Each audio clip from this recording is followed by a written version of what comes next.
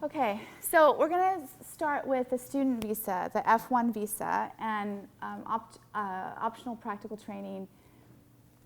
This is something that's probably pretty typical for most of you guys. I don't know the demographics here, but it might be that you're going to go into a program after this, or you're coming from a program. Maybe you're on F1. I wanted to bring this up because there's a really big distinction between being on an F1 and being able to start a company and being on OPT and starting a company. How many of you guys have heard of OPT? Okay, good. And are you guys currently on OPT, anybody? Okay, so the cool thing about OPT is that you can actually be self-employed and start a company. It's a great path to another visa. So really, it's something you probably should consider taking advantage of. When you're an F1 student, you can work 20 hours a week, that's pretty decent. You can register a company, which is important. You can register a company. You cannot work for that company. You can't, you can't even actually, technically you can't be employed on a volunteer basis. So you can't even volunteer for your own company. So just don't do it. Just get on OPT and start your company and work that way, but just don't do, it's just advisable not to start a company on an F1. That's my opinion. So we covered that. Does anybody have any questions about the OPT versus F1? Because it's a little bit confusing, but I just wanted to make a point that you should really try to get on OPT before graduating. Yeah, go ahead. What makes the F1 allow you to register a company, even put money in that company, but not put your time in that company? It's a control issue. Okay. Yeah, most of these rules revolve around how much control you have. And when we get to talking, when we talk about H1Bs, it's also, you can basically be an employee of your own company and sponsor an H1B for yourself, but you have to have a board of directors that's controlling hiring and firing. Okay. So it all has to do with control. One quick comment. I think one of the most relevant things that might be useful for all of us, well, for 60% of us since we're international, is how we're going to be able to work here or get a visa to work here and live here. Yeah. So probably that's the most relevant thing for us to do. And definitely so what I thought we would do is kind of do a quick overview of the 5 types of visas that would be available to you, and then talk about scenarios. For example, like we just said, you finished an accelerator, or I think I was just talking to somebody else. You finished an accelerator, and then, so now I want to start a company. How can I stay in the U.S.? So we're going to get to that in just a second. Yeah. Yeah, I just want to make a comment, and you can confirm what I'm saying. So to get the OPT, you first, for example, need to get a bachelor's degree in the United States, and then you can get an OPT. But in order to get another OPT, you would have to do like a master's program, and then you're allowed to get another time like another OPT. Extensions, right? You can. Because personally, I already got the OPT for bachelor's, and if I want another one, I need to do a master's. Right. Yeah. How much time did you spend on your OPT? A year. Okay. So let's just talk a little bit about I think a slide got out of order. Okay, so that's a little bit about the F1 and OPT, because it's a really good visa to be on if you're just exploring your opportunities. But say you want to start a company, we're going to talk a little bit about the different options for visas that you have available, and then we'll get to your point where we're kind of going through some scenarios. But I think it's good that you just have a general overview. I tried to keep it a little bit shorter because you can find a lot of this stuff online.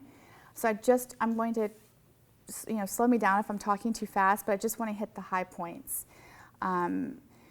So with the H1B, like I said, it's extremely costly. You can see the filing fees and all the additional fees that you have to pay. These are not refundable if your case is not accepted. If it's not picked up in the lottery, yes, you get your money back. But if it's picked up in the lottery and they decide ultimately to deny it, then no, you don't get the money back. Like I said, there's a 33% chance as of this last year for getting accepted. And another problem with an H1B is that you have to file in April, but you cannot start work until October 1st. This is a huge problem. It's not very practical for most people. So again, it's not a visa that I like. And and processing times.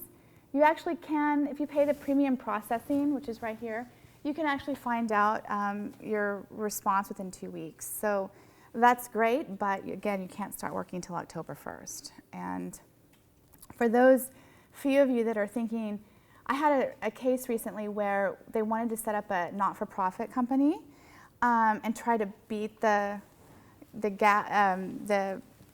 cap, because there's a cap for the regular H1Bs. Nonprofits, certain ones like universities, research facilities, don't have to go up against the cap. But it's extremely challenging, so I would just advise not to do it. It's a road you just really don't want to go down. So if you want to use the H1B, you definitely have to establish a company, which means you incorporate, get a tax ID number for the company, and you can own the company, but you need an independent board of directors. So this is very key. If you do want to go down this route and you're working with a corporate attorney, you always want to let them know, hey, I need a board of directors that's independent. I'm not going to sit on it. It's something that foreign nationals really need to consider that a lot of times you don't. So definitely consider that. And what evidence is required? You definitely have to show ability to pay. So that's kind of tough if you're a startup and you only have, say, you have $100,000, which is actually a lot of money for an early stage startup. Traditionally, that's not enough to show ability to pay an engineer because engineering salaries are extremely high, and I'll show you how high in just a second. So it's a little bit challenging, but I will tell you that we have had success with as low of amount in the bank account as about $150,000, $300,000. That's a big difference, but we've had some success with that. So again, this is why I think the H1B is not so viable for startups. You have to have a really, really detailed business plan, and you really need to show 5 years of financial projections. I know that sounds crazy. 3 years is typical, but in immigration, you need to always be prepared to show 5 years of financial projections. It's always good to have other employees, and you definitely have to have a lease, like a physical office space, not necessarily a co-working space. We have had some success recently with using co-working spaces, but it's a stretch for H1Bs. And you have to prove through your business plan that it's a real business. And if you don't have a lot of traction yet, and you don't have any other employees but your founders, it's a bit of a challenge. So this is, again, one of the reasons why I don't really think an H1B is good for startups. That being said, we definitely have had success with them. If it's your only option, we can get creative and work through the plan, work through a plan for you. But it's like I said, it's very costly. The other thing I wanted to bring up real quick that I don't think a lot of people talk about is with H1Bs, we have to determine a prevailing wage. Have you guys heard of a prevailing wage before? Okay, so with an H1B visa, you have to actually work with the Department of Labor to determine what you're going to pay yourself, right? So say you're a CEO. Okay, say you're a founder and you're a CEO.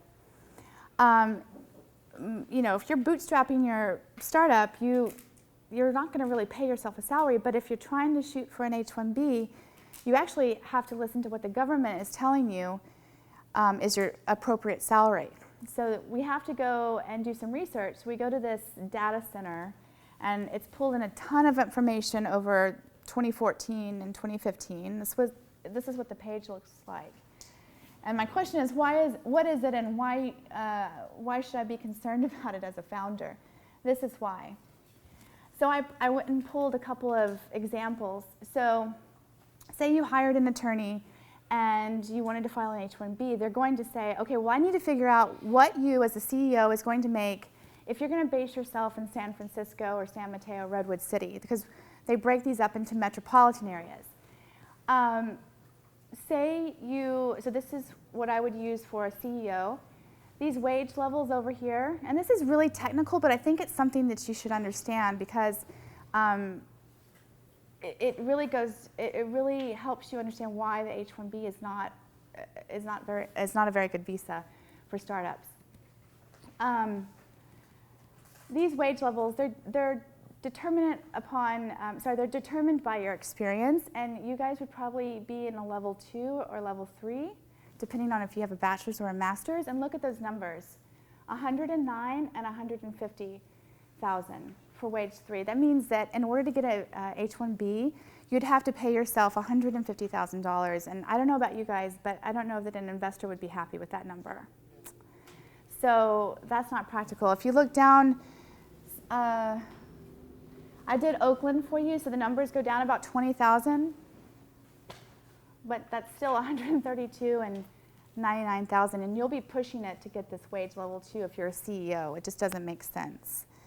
Then I also pulled one more for Austin, Texas, because I do a lot of presentations overseas, and I've noticed a trend of a lot of people moving to Austin. And you go down another 10K in price. So this also goes to location. When you decide where you want to base your company, you should consider what the salaries are, because it will help you later on. And this goes to anyone across the board, not just foreign nationals, because as a founder, you're going to deal with U.S. immigration issues. And so it's really great to be thinking ahead and say, okay, well, if I'm basing myself in San Francisco, which I know a lot of you guys want to do, these are the salaries I'm going to come up against if I want to hire some H1B applicants, okay? And I pulled this for this is for the Austin area for an engineer, so a developer. And you can see it's about 100,000 and about 80,000. And then for San Francisco, I pulled it for a developer. 120 is probably what you're looking at having to pay a software engineer on an H1B. So these numbers are really high. And this is what the form looks like when you have to fill it out. I just put that on there because it's nice to know what your attorney is talking about when they charge you that money.